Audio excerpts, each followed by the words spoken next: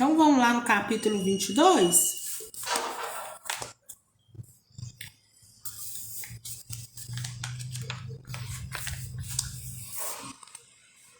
Oi, Cristiane. Boa noite, tá boa? Sueli, boa noite. Então vamos para o capítulo 22, Bases de Novo Porvir. No dia imediato à conferência com Ribas, Ernesto e Evelina confiaram-lhe sucinta relatório da visita realizada na véspera, a que o mentor deu ouvidos atentos. Esmerando-se no aproveitamento das horas, o sábio amigo requisitou um grupo de fichas alinhadas em arquivo próximo e iniciou o trabalho mais importante da entrevista, analisando a situação de Túlio Mancini. Considerou que o jovem realmente evidenciava reduzido progresso. Entretanto, isso não invalidava o compromisso da senhora Serpa, cujo auxílio junto dele não devia esmorecer, organizando-se-lhe o renascimento próximo. Então, aqui não tem nenhuma novidade para a gente até agora, né? Mas a gente para aqui para poder fazer novamente, né, ser taxativos naquela questão que acabou de dizer aqui, que é falar sobre os arquivos. Então, prova que, mais uma vez, né, eles deixando para a gente entender que no mundo espiritual existem os arquivos, existem as fichas inerentes a cada um de nós, né? Até nós mesmos. Não achem vocês que é porque nós estamos na Terra que nós não temos nossas fichas no mundo espiritual, de onde nós viemos, da cidade, da colônia que nós viemos, né? Eu não sei se vocês já prestaram atenção, lá no nosso lar, ele fala, né, da quantidade de pessoas que tem, de habitantes que tem, entre idas e vindas. Então, isso também passa para nós o quê? Que está registrado tanto quem é morador do nosso lar e está encarnado, e que retornou e agora está desencarnado na cidade de nosso lar. Então, assim como o nosso lar, aqui também nos fala dos arquivos, das fichas, e no momento Ribas analisa a questão de Túlio Mancini, né? Que são questões, cada um tem a sua ficha e cada um tem suas questões individuais, onde precisa crescer e onde precisa, então, desenvolver determinada tarefa, né? Estabelecendo bases para o futuro, ele e Ribas traçaram um programa de ação imediata e mais claramente definida para os dois amigos, em cujo desempenho se lhe aplicassem as forças com a eficiência precisa. Evelina permaneceria a sós, ao pé de Mancini, continuando a presidir-lhe quanto possível a renovação mental, ao passo que Ernesto se encaminharia diariamente ao plano físico, de maneira a colaborar no limite de seus recursos. Mostra na rua.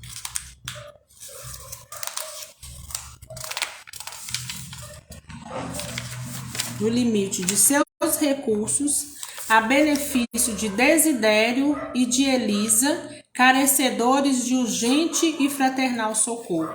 Então, olha lá, deu a Ernesto uma tarefa, né? Olha, pelo menos temporariamente, ele não fala aqui quanto tempo, né? Mas, pelo menos por enquanto, você vai descer diariamente à terra. Olha aí, então, Ernesto se tornando um trabalhador do mundo físico.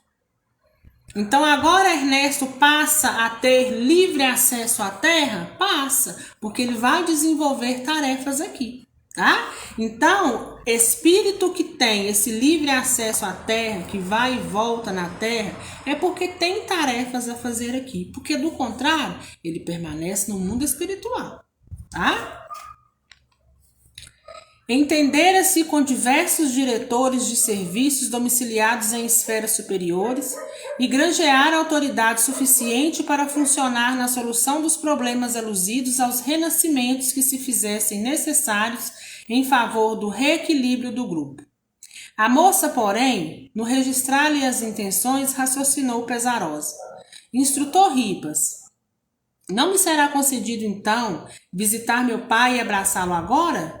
O Senhor compreende as minhas saudades, Entendo sim, mas a condição atual de Desidério não nos aconselha a espontaneidade nas atitudes. Para ajudá-lo com segurança, é imperioso examinar previamente as nossas menores manifestações. Então, olha lá, aquilo também que não é novidade para a gente, mas que a gente já conhece bem, né? Olha o que ela fala: eu não posso ir para poder abraçar o meu pai que está na terra. Desidério está desencarnado, sem aceitação, lá na casa do Ernesto, né? E ela pergunta: eu não posso ir lá? E ele responde, né? A maneira que ele se encontra não nos é favorável a aproximar. Então isso não é novo para a gente, mas vem nos reforçar sobre o quê? Vem nos reforçar sobre aquilo que a gente sempre fala, que precisa de equilíbrio entre as duas partes.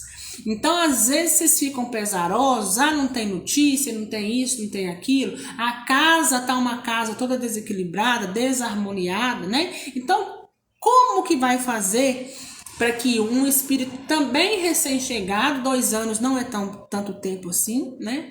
Venha e permaneça nesse ambiente, né? No caso aqui desse capítulo, né? Como que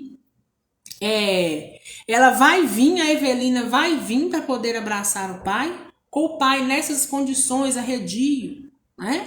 Então, o que acontece? O pai dela precisa se estabilizar, precisa ter aceitação primeiro, para depois esse encontro possa vir a acontecer. No momento, né, não é plausível e não é seguro que ele aconteça.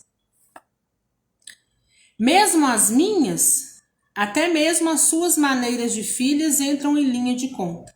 Aquele rebelde e nobre coração que lhe serviu de pai possui qualidades notáveis que estão desentranhadas em momento oportuno, que serão desentranhadas em momento oportuno. Convém, filha, não venhamos a estragar as oportunidades. Paciência. Como assim? Ele deve reencontrá-la em momento de mais alta compreensão. Fantine assisti-lo-á diariamente através da palavra edificante em tarefa idêntica ao apostolado doméstico que a sua dedicação desenvolve no amparo a Mancini, empenhando-se a despertá-lo para as alegrias da espiritualidade maior, ao mesmo tempo em que nesse mister ambos aprenderão a readquirir o respeito e o afeto mútuo. Depois de um sorriso amistoso: não é isso mesmo que sucede a você em relação a Túlio? Evelina quiesceu compreensiva. Isso, entretanto, prolongou-se o mentor. Não obstará sua intervenção nos acontecimentos quando as circunstâncias no lá surgiram. Você pode e deve efetivamente rever seu pai terrestre. No entanto, a sua influência filial, a nosso ver, precisa ser usada em favor dele mesmo. A senhora calou-se e Fantine aparteou. Instrutor, se não sou importuno, estimaria saber se o mensageiro de sua confiança inspecionou a situação de nossos companheiros na residência do Guarujá. Sim, mas não foram achados ali. Estão em São Paulo, na casa de Vila Mariana? Caio e Vera? Sim. E Elisa? Há precisamente 6 dias foi internada para tratamento numa clínica de saúde mental. Meu Deus, como as coisas se modificam. Instada por Serpa, a filha assumiu responsabilidades e a doente não pôde resistir. As notícias recebidas, no entanto, destacam enorme gravidade nos prognósticos quanto à nova posição orgânica de Elisa. Então ele fala que Elisa veio desencarnar, né? Sou constrangido a comunicar-lhes que a enferma piorou muito, quanto ao processo obsessivo de que é vítima, e à face dos recursos circulatórios precários, surgiu-lhe uma trombose cerebral progressiva, indicando desencarnação próxima. Tudo isso após terrível desgosto. Que desgosto? Interpelou Fantine atônito. O instrutor, imperturbável. Averiguamos que Serpa, de algumas semanas para cá, presenciou Vera para que se retirasse da genitora a faculdade de dirigir os próprios negócios.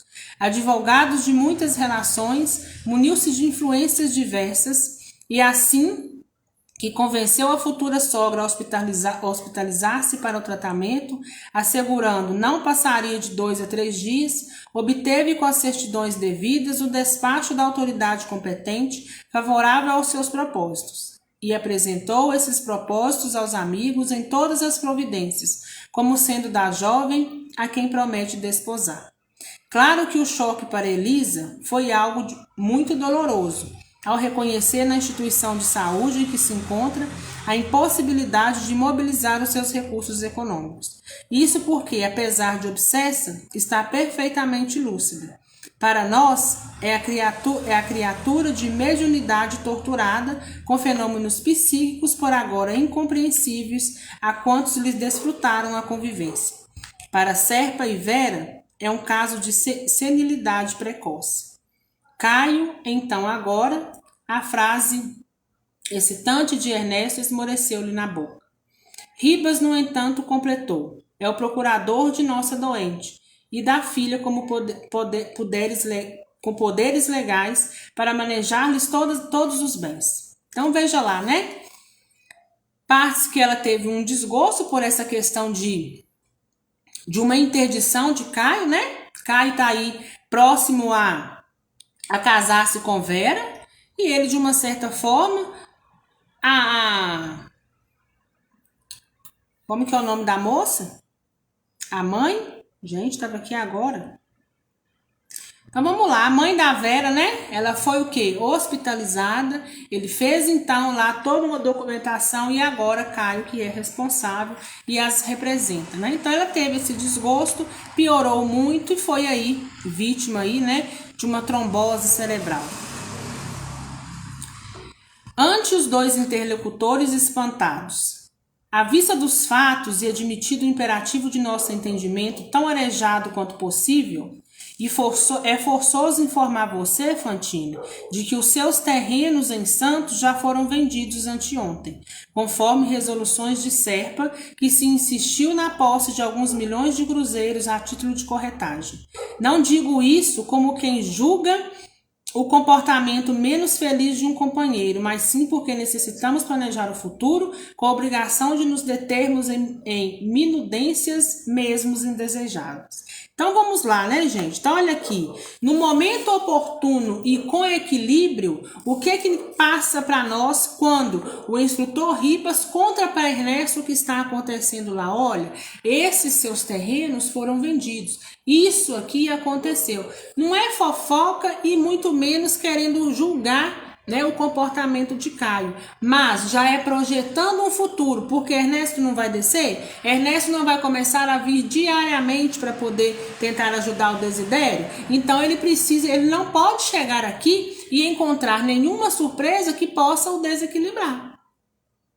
Então, na medida do possível e do equilíbrio do nosso ente do outro lado, pode ter certeza que as coisas vão sendo contadas a ele. Quando a gente faz a nossa cartinha e escreve para os nossos entes, a gente sempre fala, né?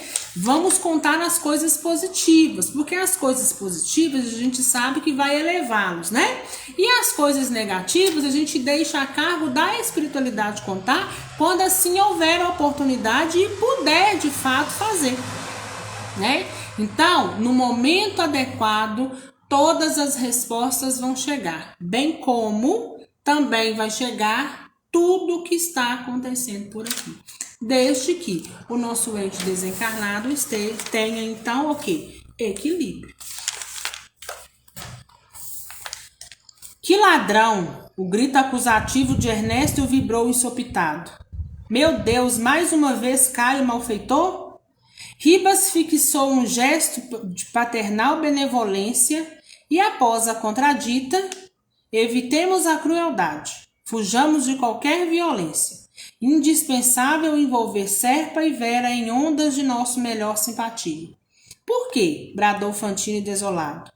Vocês não devem esquecer que os dois na equipe doméstica são amigos providenciais. Se vocês operarem com segurança no apoio afetivo de que Caio não prescinde, esposará a Vera e será o pai de Mancini na existência próxima. Sem dúvida, agindo assim, resgatará o débito que lhe é próprio, porquanto, havendo subtraído Túlio à vida física, é obrigado a restituir-lhe esse mesmo patrimônio segundo os princípios de causa e efeito.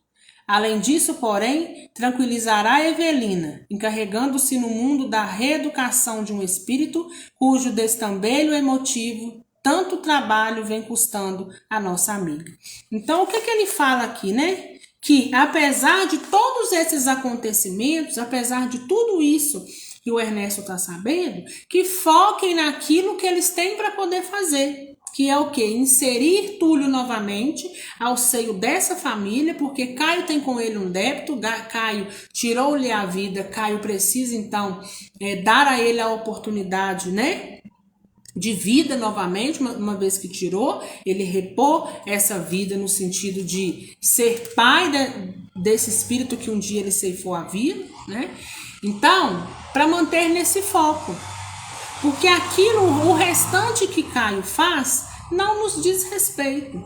O restante que Caio faz diz respeito à lei de ação e reação. Cada um com as suas consequências. Entendo tudo isso, mas abalançava-se Fantine a interpor argumento menos favorável que Ribas cortou, esclarecendo. Sei, Fantine, o que você pensa.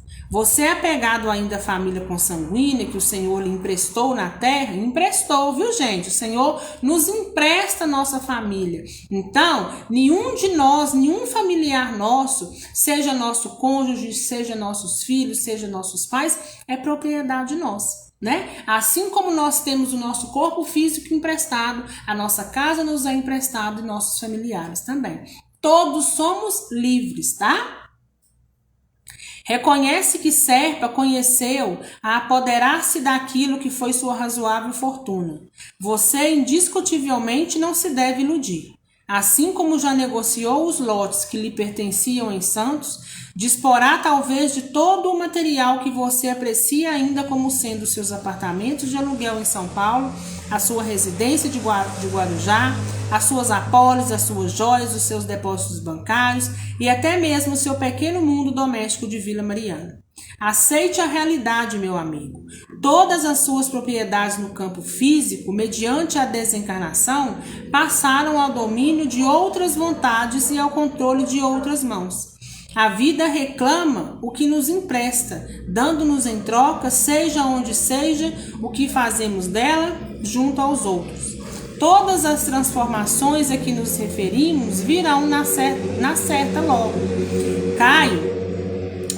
Caio consiga fazer de sua filha a esposa legítima. Entretanto, abstenhamos-nos de classificá-lo por ladrão e malfeitor.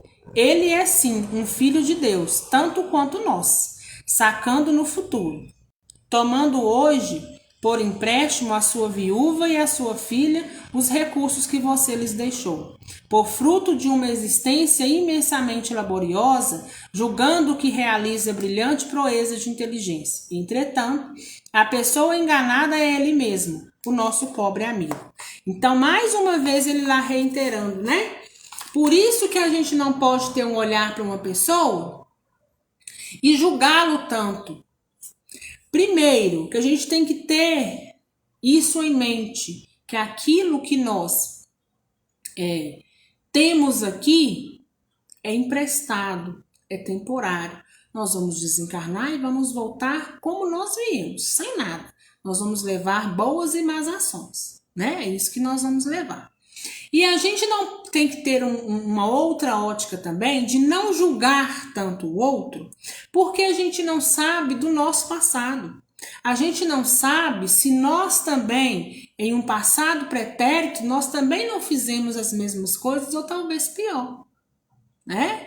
O Ernesto fala aqui da questão do Caio ser ladrão, porque vê aí os seus bens materiais que foram dele, né, que não são mais, se esvaindo. Mas o que o Ribas fala? Olha, se abstenha. né? Se abstenha de tipificá-lo dessa forma. E até para que Ernesto acenda uma luzinha, no sentido de que, olha lá o erro que você também cometeu, né? Então, para que nós não possamos ser hipócritas.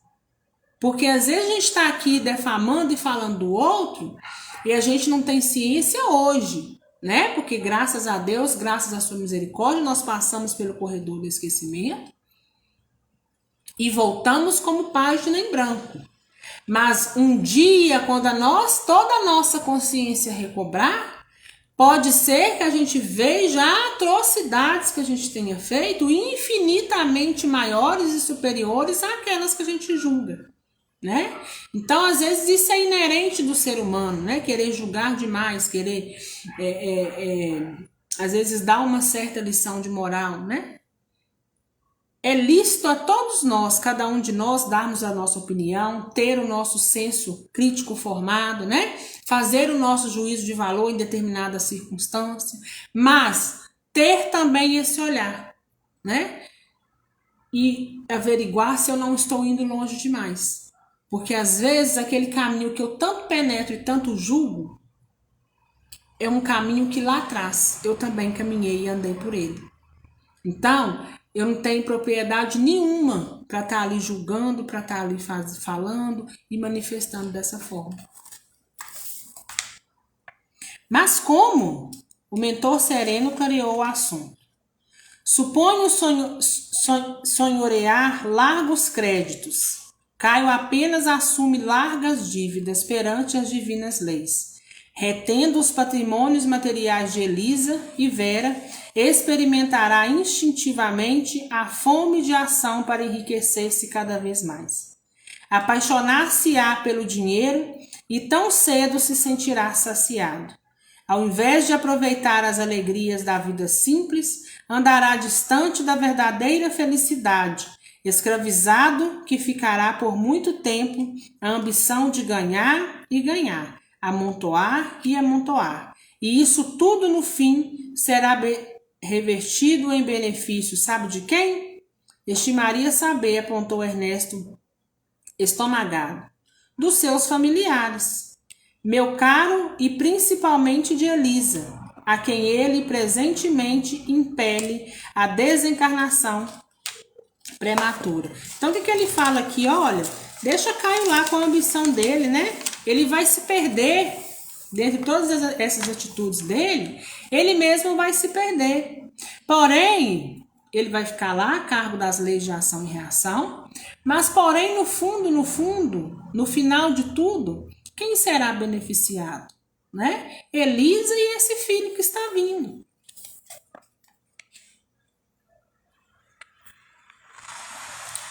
Cadê? Vamos repetir, né? Dos seus familiares, meu caro, e principalmente de Elisa, a quem ele presentemente impele a desencarnação prematura com apontamentos insensatos, sequioso de lhe governar as vantagens econômicas em regime de ilusória impunidade. Então, ou seja, né? Ele acha que ele vai ficar impune, mas não vai. Por isso que não cabe a nós querer decidir nada para o outro, né? Porque a lei de ação e reação, ela já está aí para todo mundo. Então não adianta eu querer fazer a justiça, porque a justiça vai ser feita, né? E a gente fazer justiça não cabe, porque vai que a gente vai ficar um pouco mais endividados, né? Deixa eu mexer nesse telefone aqui que tá querendo descarregar. Misericórdia, descarregar não pode, né?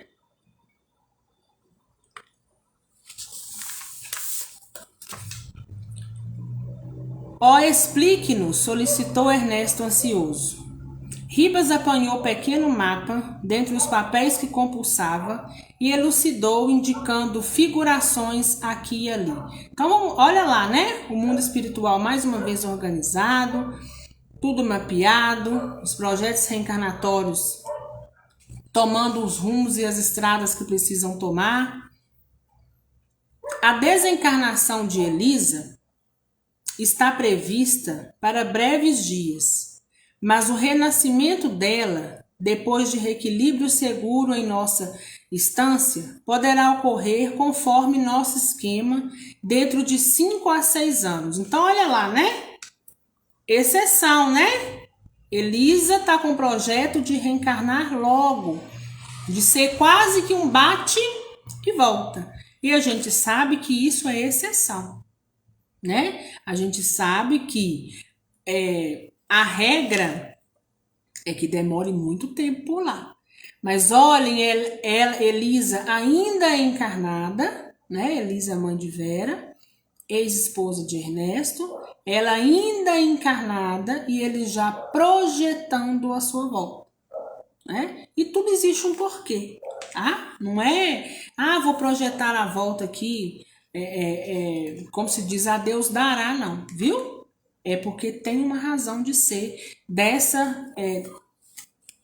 bate e volta, dessa reencarnação tão rápida. Com a permissão de nossos maiores, será ela filha de Serpa e Vera. Se vocês trabalharem no socorro a ambos com muito amor, renascerá depois de Mancini, que lhe será o primogênito. Como é fácil de perceber, daqui a 30 anos mais ou menos, ocasião considerada provável para o retorno de Caio à vida espiritual, devolverá ele a sogra espoliada, então sua filha, tanto quanto a Vera Celina na condição de viúva, todos os patrimônios de que hoje se apropria, e restituí-los-á positivamente aumentados, acrescidos de grandes rendimentos, ao mesmo tempo em que se terá trabalhado bastante para legar a Túlio, na existência nova, uma situação material invejável. Diante de Evelina e Ernesto, estupefados com a segurança das leis de Deus, Ribas pareceu encerrar os estudos advertindo: longe de nós a intenção de categorizar Serpa à conta de larápio ou delinquente. Ele é nosso aliado, nosso amigo. O que nos compete fazer de imediato é rogar ao Senhor fortalecê-lo com as bênçãos da saúde física e da euforia espiritual, a fim de que viva tranquilo no casulo terrestre por muitos e muitos anos. E sorrindo, chegará o tempo em que vocês dois se apresentarão quanto possível a fim de resguardar-lhe as garantias pessoais e ampliar-lhes os lucros dignos de maneira a proteger o futuro dos entes caros. Imploremos a Deus que faça dele um homem rico e bondoso, diligente e realizador. Precisamos dele e, consequentemente, Caio precisa de nós. Notando a senhora Serpa que a conversação descambava para o término, apressou a dizer: instrutor, e meu pai? Venho sonhando para ele o regresso ao berço terreno. Isso igualmente já consta de nosso esquema. Sabíamos, Evelina, que você, filha dedicada e amorosa, cogitaria de ajudá-lo. Fomos informados de que você ontem já lançou no coração materno a ideia semente que frutificará com o amparo divino, suplicando a nossa irmã Brígida que o recolha no lar como menino perfilhado. Seu apelo foi muito feliz, e com semelhante medida, Amâncio Terra, seu padrasto, receberá o socorro merecido. Em verdade, ele exterminou o corpo de Desidério, seu pai, alucinado na paixão que lhe enseguecia o espírito, e apossou-se-lhe da casa e dos recursos. É um homem ateu e evidentemente criminoso, mas profundamente humano e caritativo. Recolheu os bens de seu pai. No entanto, ao dilatá-los com administração judiciosa e profícua, fez-se o esteio econômico para os mais de 200 espíritos reencarnados.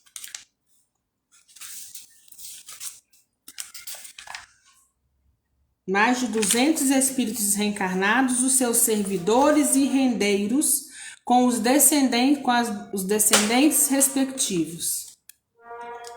Há mais de 20 anos, a todos protege com a vigilância de um pai atento e bom.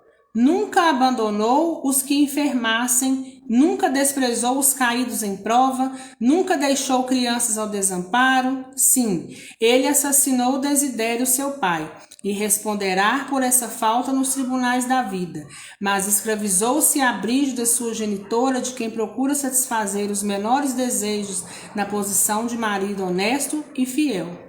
Tantas preces sobem do mundo a favor dele para a infinita misericórdia de Deus, pelas consolações e alegrias que espalha, que chegou a merecer mais amplas atenções dos nossos maiores. Então, olha lá. Ele está dizendo aqui sobre o padrasto da Evelina, né? O padrasto da Evelina, ele também tem as dívidas dele? Tem. Mas olha o que ele fala. Apesar dele ter sido o maior culpado pela desencarnação de Desidério, ele possui inúmeros fatores ao seu favor. O que ele faz? Deixou claro aqui para nós. Ele trabalha na caridade. E nós já vimos em outra oportunidade que a única coisa que é capaz de anular um ato negativo nosso é trabalharmos na caridade, ou seja, um ato positivo. Então veja bem, tantas pessoas que ele ajudou, ele tem os malfeitos dele? Tem, mas ele ajudou tanta gente, é tanta gente que faz prece por ele, que a espiritualidade está olhando como se diz, ele precisa ter um olhar especial para isso que ele está fazendo aqui. Né? Talvez ele não está a escape das consequências, mas talvez ele seja merecedor, né, de a gente ter que intervir, de ter um olhar mais doce diante dessa situação. Então, para que todos nós aí que temos, né, as nossas dívidas, né, o que a gente tem que fazer? Trabalhar na caridade e na beneficência. Fomos recomendados ontem para que a sua filial rogativa se atendia no momento oportuno. E quanto a seu pai, segundo a sua petição, retornará com a bênção do Senhor ao convívio do homem que ainda odeia, mas aprenderá a ver-lhe as qualidades nobres e amá-lo enternecidamente como um pai verdadeiro de quem receberá abnegados a ternura, apoio e bons exemplos. Ribas silenciou por momentos e, em seguida, acentuou qual se estivesse respondendo a certas dúvidas dos ouvintes. É inegável que Amâncio possui apenas mais 10 anos de permanência no corpo físico, de acordo com os dados esclarecedores que nos foram enviados com o objetivo de estudo. No entanto, para um homem com os serviços prestados que ele tem, não nos será difícil obter, junto dos poderes superiores, moratória de 15 a 20 anos a mais. Então, olha lá, mais uma coisa que nós já vimos, né? Nós já comentamos sobre isso aqui. Planos reencarnatórios, inclusive hoje, né? Eu estava aqui comentando com a Rosana agora há pouco. Os nossos projetos e planos reencarnatórios, eles podem ser mudados, né? A gente tem um projeto e esse projeto, enquanto em execução, ele pode ser modificado, tá? Então veja bem nessa questão aqui. Amâncio terá apenas mais 10 anos de acordo com seu projeto reencarnatório, mas pelas beneficências e caridades que ele vem fazendo, pode ser que ele venha, né? Eles consigam, junto à hierarquia superior, né? Com permissão aí de nosso Senhor Jesus Cristo, com certeza, né? Para que ele permaneça ainda na carne por mais 15, 20 anos, né? Então, da mesma forma que a gente pode retornar antes, a gente pode também ser prolongado o nosso período aqui. Lá no filme de Chico Xavier, quem já assistiu, vê perfeitamente, né? Que o irmão do Chico, acometido lá numa situação lá e iria ficar por X tempo acamado. Mas, devido à caridade trabalhada na terra, em reunião, né, com os mentores espirituais, eles resolvem então recolhê-lo naquele momento, porque o ato positivo que ele teve foi fator preponderante para que ele não ficasse ali aquele tempo acamado. Então, recolhe-se e volta novamente à sua origem. Então, planos reencarnatórios, eles podem sim ser modificados, tá? Pode ter previsão de um desencarne. Fulano, a previsão de desencarne daqui uma semana vai desencarnar. Mas aí, no desenrolar de tudo, pode postergar? Pode, por alguma razão, tá? No caso aqui, né, do Amâncio, né, eles falam, né, para prolongar tantas coisas boas que ele faz, né? Aqui, no entanto, para um homem com os serviços prestados que ele tem, não nos será difícil, né, obter junto aos poderes aí um pouco mais de tempo. Prolongando-se-lhe o tempo na existência atual, a fase de tudo isso, esperamos que possa realmente conquistar do Senhor a felicidade de receber Desidério por filho, através do concurso de um casal humilde, a fim de conferir-lhe a vida nova e devolver-lhe no porvir todos os bens de que foi um dia despojado. Esteja certa, Evelina, de que seu pai, reorientado pelo verdugo de outro tempo, hoje transfigurado em obreiro do bem, na escola do trabalho, será um homem equilibrado e com todos os recursos para ser feliz. Ribas pausou de novo, alguns instantes, e logo após anunciou: nosso esquema inclui um acontecimento importante. Nos dias que virão, seremos chamados a aproximar os lares de Serpa e Amâncio, porquanto Desidério e Elisa, reencarnados, realizarão um venturoso matrimônio em plena juventude. Envidaremos esforço máximo para que Desidério se despeça de nós em breve tempo na direção da vida física. Evelina chorava de jubilosa emoção, meditando na justiça perfeita de Deus. E Ernesto refletia empolgado de assombro ante a lógica do plano estabelecido. Sopitando a comoção, encharcada de lágrimas, a senhora Serpa articulou nova pergunta. E minha mãe? Sua mãezinha? Aclarou o mentor. Acompanhará os destinos de Amâncio. Seu pai desposou-a, mas não a amava. Tanto assim que, nas anotações e relatórios de que dispomos, você ainda estava no berço terrestre e ele já gravitava para outros campos sentimentais. Tantos projetos, especulou Fantine. Transformar figuras em obras exige trabalho e trabalho. Quem se responsabilizará pela execução de semelhantes planificações? O mentor lançou-se benevolente olhar e falou para ambos.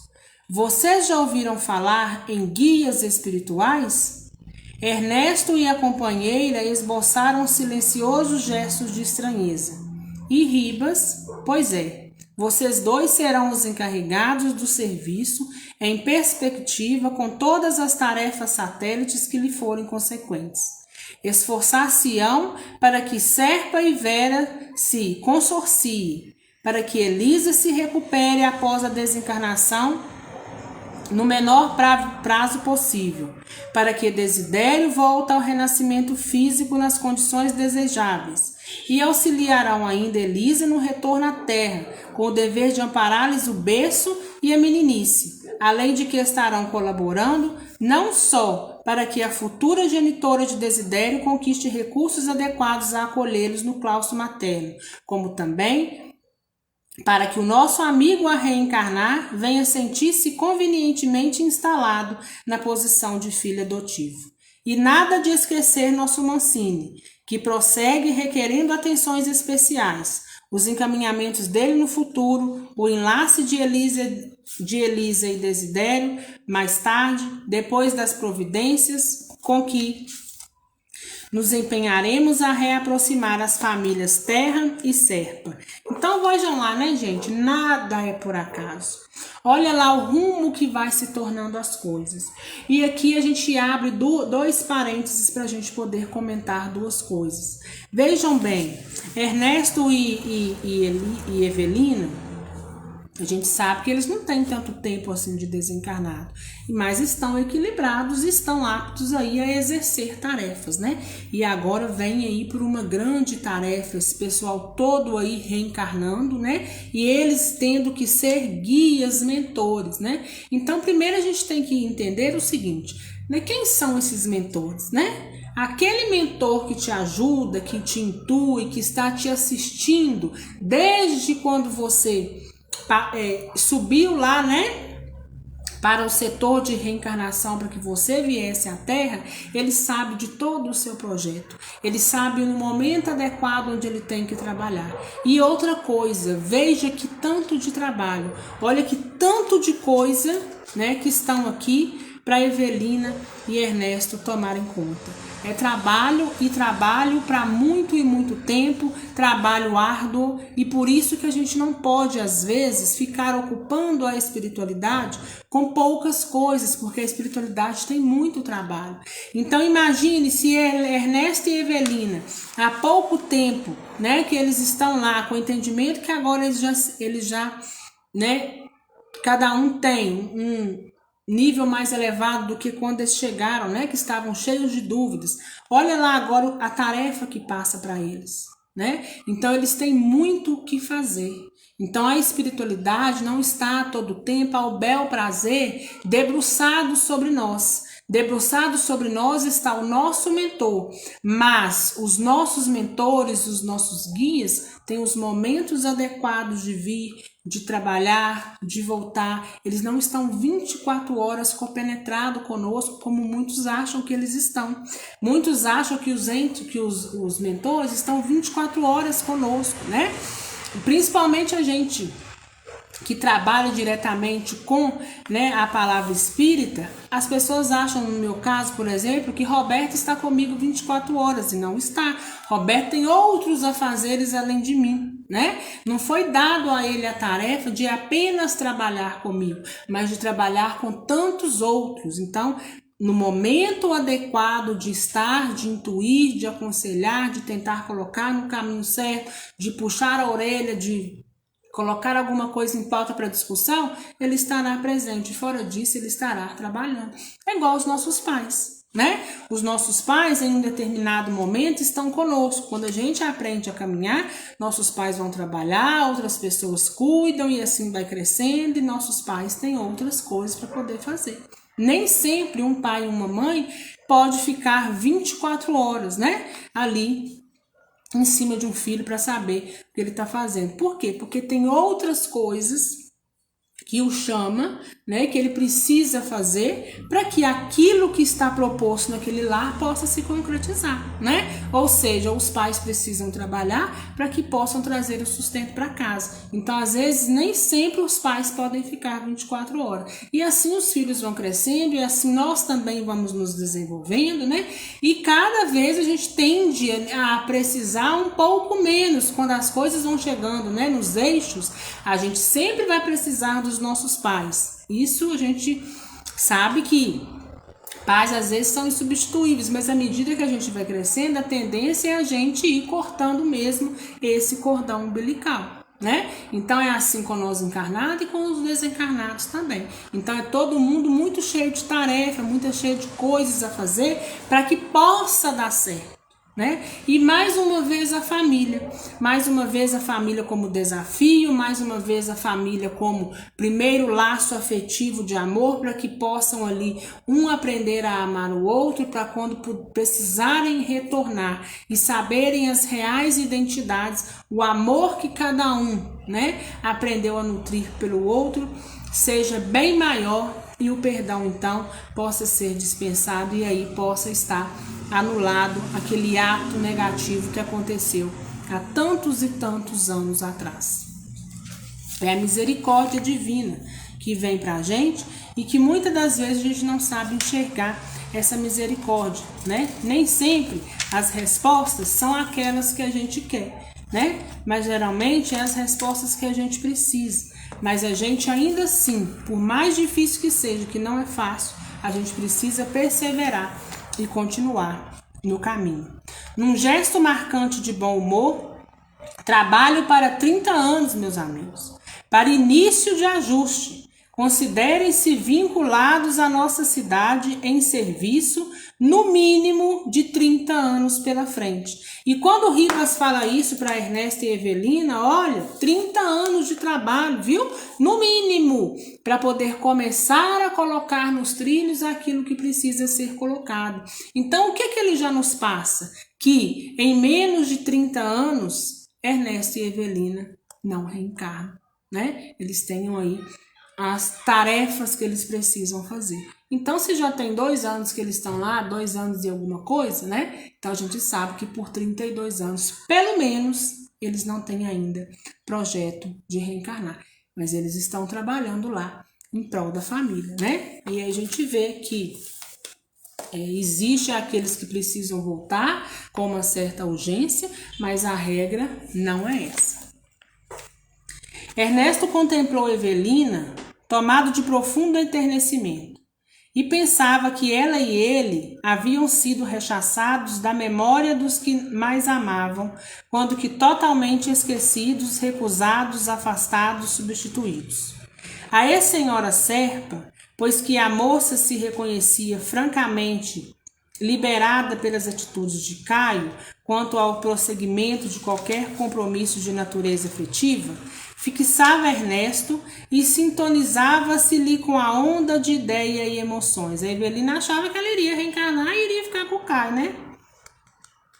Estavam os dois com a paz de consciência e a sós, um com o outro, na empresa que os chamava. Fantine pareceu-lhe mais espiritualizado pelo sofrimento dos últimos dias, qual se fogueira de aflições ocultas lhe houvesse remodelado a forma e retocado o semblante. Entreolharam-se e compreenderam-se. Todos os entes queridos da terra, exceção de Brígida, que ainda mantinha pensamentos de ternura e saudade para a filha distante, dispensavam-lhes a presença e o concurso. Entretanto, necessitavam agir e construir a favor deles mesmos.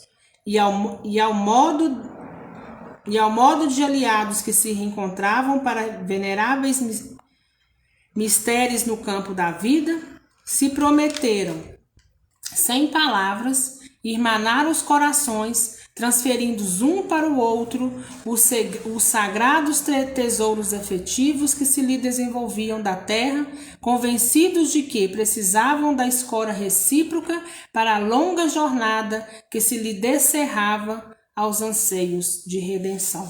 E assim a gente termina o capítulo 22. Então, veja lá, né, gente? Tudo se entrelaça. Tudo tem um porquê. Cada coisa vai chegar no seu eixo. Cada um vai pagar a dívida que precisa ser paga no momento oportuno e adequado. Aquele a qual nós tantos prejudicamos, pode ter certeza que um dia menos dia estará aí inseridos no âmbito familiar. Nós estaremos com eles dentro do seio da mesma família. Por isso, família, o nosso maior desafio, né? Vocês podem ter certeza que aqueles familiares onde nós temos mais desafios, onde nós às vezes temos mais desavenças, é quem a gente precisa ter, apesar de não ser fácil, a gente precisa ter um olhar mais doce e tentar perceber que forma, né, melhor a gente pode caminhar e que relação a gente pode ter em relação a determinadas pessoas, porque são com essas que nossas dívidas são as maiores. Então pode ter certeza, família, nosso maior desafio, porque é para esse seio familiar, através da palavra chamada amor, que é o sal da terra, né?